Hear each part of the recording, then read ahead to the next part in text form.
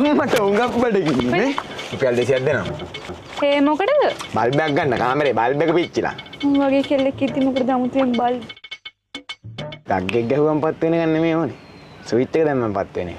පුතු දනමන්න බඳින සුළු කැන්නෙකි හොඳට හුරු අසනවට ඔහොම නෙමෙයි යන්නේ මම පේන විදිහට අල්ලන්න.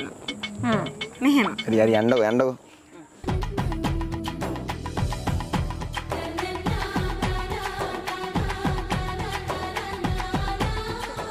වැරදුනා. මේ බබා ඔයා හිතුවද මං කන්නාඩි මේසයක් කියලා? ඈ මේක අල්ල ගන්නවා. මෙහෙට එනවා. ආ.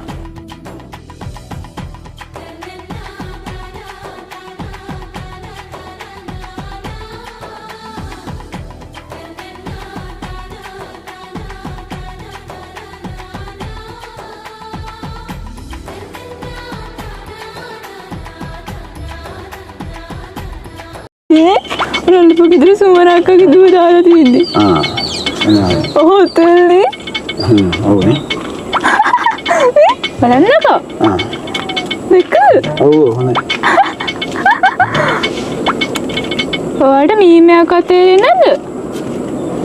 ගොඩයක්.